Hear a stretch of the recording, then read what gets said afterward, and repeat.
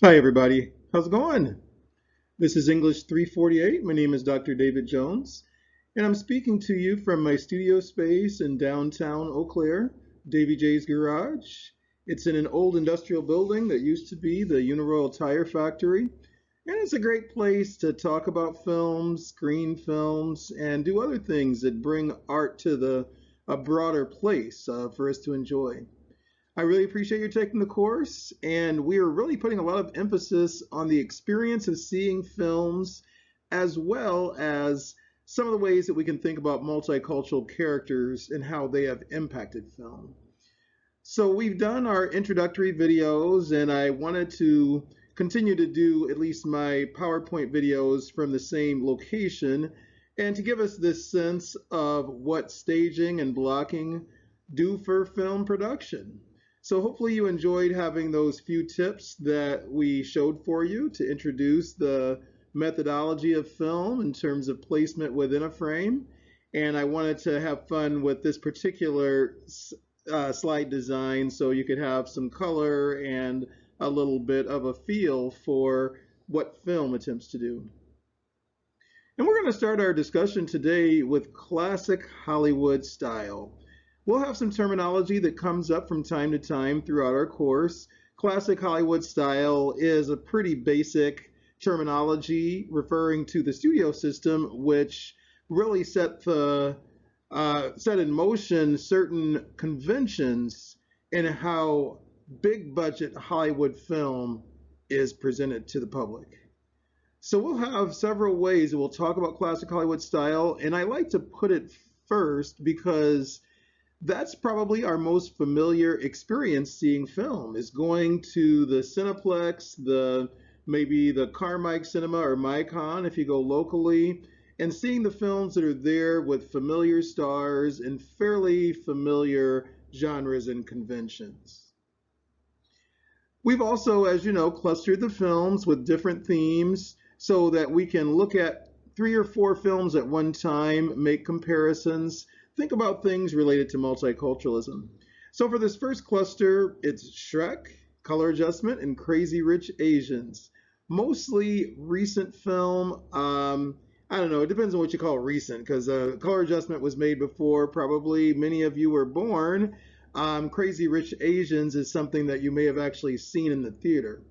So I guess we won't use the word recent as frequently as I would, since I've been around for longer than some of you.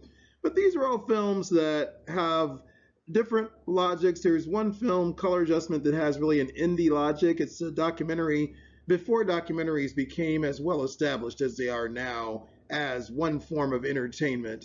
And then Shrek and Crazy Rich Asians that were both released to be blockbusters. So let's dig in a little further, shall we? At the start of each of the clusters, I wanted to spend at least a little time to identify the assignments that will be required during that cluster.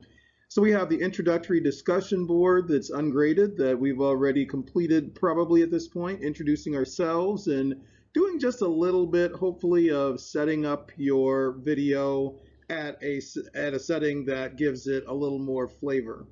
And then we'll also have our participation exercise 1 and discussion board 1. Participation exercise 1 is just a way for us to think about core questions in the film and help us to have some incentive to see every film, do some basic thinking about every film.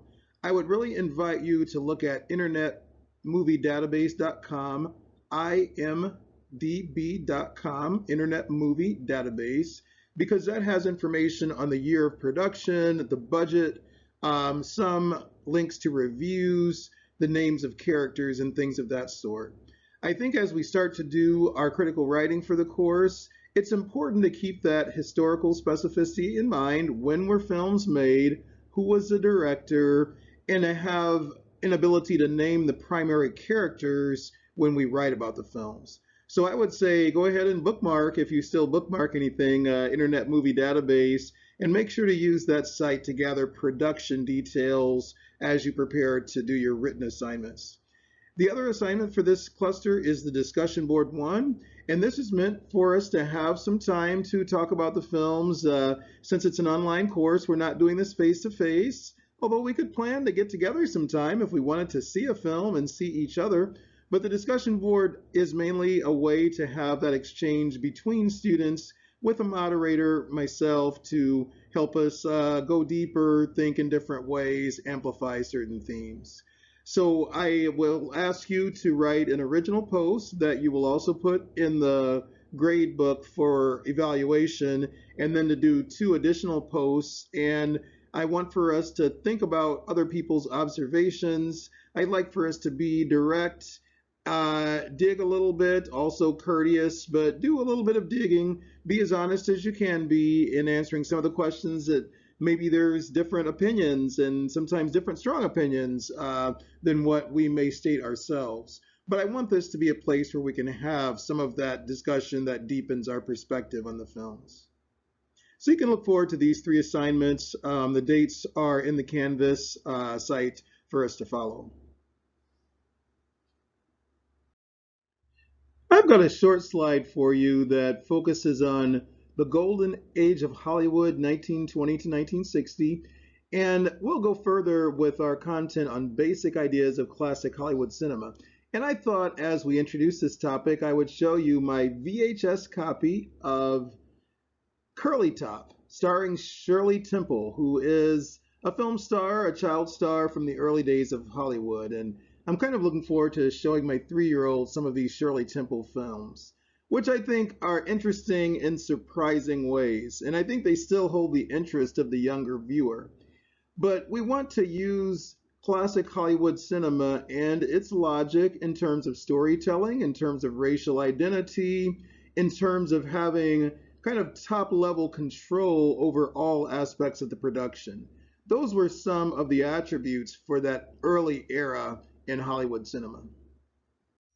The historian in me really likes to have these VHS copies of popular movies, such as Star Wars. And it's kind of fun to see the VHS copy with all of maybe the lesser level of definition that you'll typically see in a DVD feature now. But I think there's some fun aspects, of course, to collecting films that are in different states, etc. And I wanted to show you the Star Wars as an example because it's part of a greater example of classic Hollywood style. What do we prefer as a viewing experience if we happen to be coming from that standpoint of classic Hollywood style? Most of the movies we've seen are the Cineplex style movies. So I think if you watch these kinds of movies, and probably if it's Disney Channel or Netflix, I mean, most of the American cinema follows a similar logic. We want to see believable, realistic film environments. Ironically enough, that does include outer space environments that maybe it seems ironic to call that realistic. But we want to have believability, realistic qualities to the film environment. We want to have stories where, by and large, it's possible to figure out the relationships between characters, and there's a lot of forward movement in the plot. There are exceptions to this, of course, if you like mystery and films of this kind, and there's also some films that borrow a little bit of avant-garde logic, like Memento is the first film I could think of that kind, where there is an element of suspense. The nature of characters and events is revealed over time and not revealed in this kind of easy sequence. So there are some of us that like that kind of style where the primary story does require effort. But I think by and large in Hollywood, for those productions that cost an average of 50 million, maybe even 100 million. I think the size of the average Hollywood budget has grown significantly. There is often a risk-averse strategy when it comes to the primary film story. We want stories people recognize. We want the details of the film to move us forward, and therefore there's less opportunity for a person to become disappointed with those elements of pacing and storytelling in the film. And so one term for this style is continuity editing. Every detail moves the story forward in a sequential way with a minimum number of flashbacks and things that are held in suspense for a lengthy time. The slide you see here has a few more attributes of classic Hollywood style. So there's an element of predictability, and genre and the star system are two elements of that predictability. That if we see certain people in your film, if it's Matt Damon, first actor I could think of, there's a certain kind of movie that we're familiar with if it stars him. So the genre and the particular people in the film are clues to what the style is, and kind of divides your audience into segments in a sense that are familiar with particular stars and particular genres.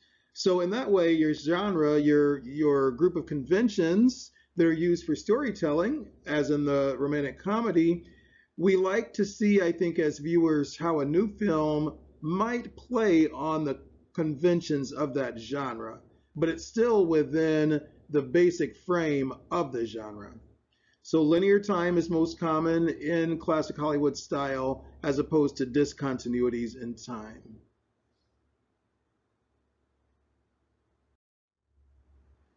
Here's I have a couple more things about classic Hollywood style. Character motivations are clear, cause and effect is clear generally in classic Hollywood style.